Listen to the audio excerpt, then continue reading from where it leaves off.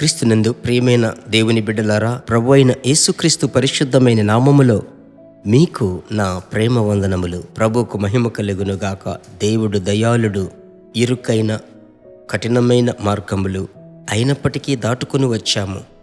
కష్టములు, నష్టములు, పోరాటములు, దుఃఖములు, వేదనలు, తట్టుకోలేని సమస్యలు, వీటన్నిటి మధ్యలో నా ప్రియ దేవుని బిడ్డలారా, ఆయన మనకు చాలిన వాడయ్యున్నాడు. ఆయన కృప నిరంతరముండును. ప్రభువు మనకు నేర్పించాలనుకునే ఒక చక్కటి మాట అనుదినము పరిశుద్ధాత్మునితో అను ఈ క్లుప్త సందేశములో కీర్తన 45:7 ఆ క్రింది మాట, నిన్ను ఆనంద తైలముతో అభిషేకించి ఇన్నాడు.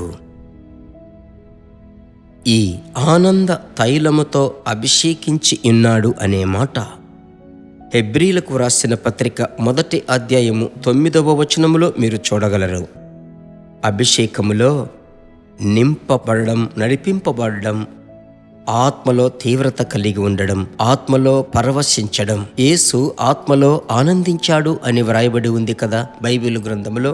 ఇక్కడ మనము గమనించినట్లయితే ఆనంద తైలముతో అభిషేకించుట, ఆనంద తైలాభిషేకం. ప్రభు బిడ్డలారా, మీరు కొంతమంది విశ్వాసులను చూస్తే భయంకరమైన పోరాటములు ఇంటిలో అయినప్పటికీ వారు ప్రార్థించేటప్పుడు మహదానందముతో ప్రకాశిస్తూ ప్రార్థిస్తారు. DGS దినకరన్ అను గొప్ప సేవకుడు మన దేశంలో దేవుడు గొప్ప సేవకుణ్ణి లేపాడు. భయంకరమైనటువంటి వ్యాధి పడకలు గుండా వచ్చిన ఒక దైవ సేవకుడని అందరికీ తెలుసు. అయినా ఆయనతో కలిసి ప్రార్థించే భాగ్యాన్ని దేవుడు నాకిచ్చాడు. ఆయన ఆత్మలో నింపబడి వ్యక్తిగతముగా 1-to-1 మేము ప్రార్థించేటప్పుడు ఆ దైవజనుడితో ప్రార్థించాను.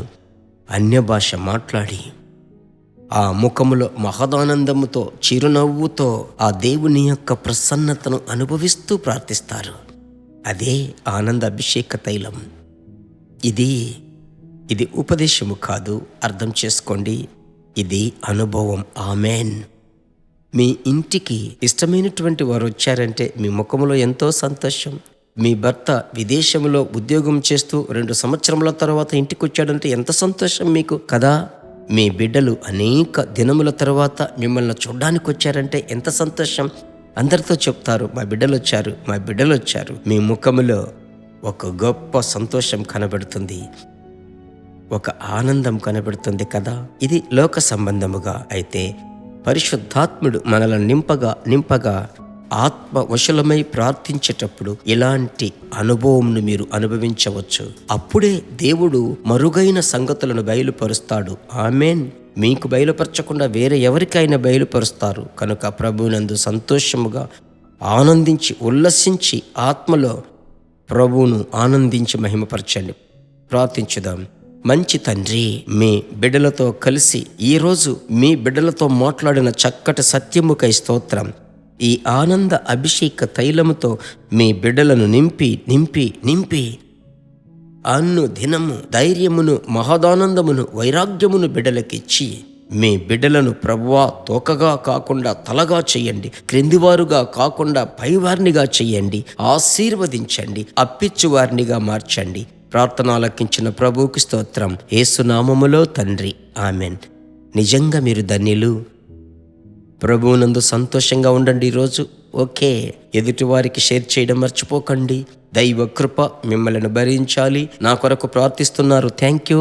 మీ కమెంట్స్, మీ సలహాలు ఆ కమెంట్ సెషన్లో కూడా మీరు ముద్రించవచ్చు. Thank you. God bless you. దేవుని బిడ్డలారా, ఈ వర్తమానము మీకు మిక్కిలి ఆశీర్వాదకరముగా ఉందని మేము నమ్ముచున్నాము. ఇంకనూ మా వర్తమానములను విని ప్రభువులు ఆశీర్వదింపబడుటకు జీసస్ మీట్స్ మినిస్ట్రీస్ అను మా యూట్యూబ్ ఛానల్ ను సబ్స్క్రైబ్ చేయండి. మరియు మా ప్రార్థన సహాయముకై మీరు సంప్రదించవలసిన మా ఫోన్ నెంబర్ 9841525236 మరియు 7299546363. Email gpsrobinson@hotmail.com. ప్రభు మిమ్మును ఆశీర్వదించునుగాక.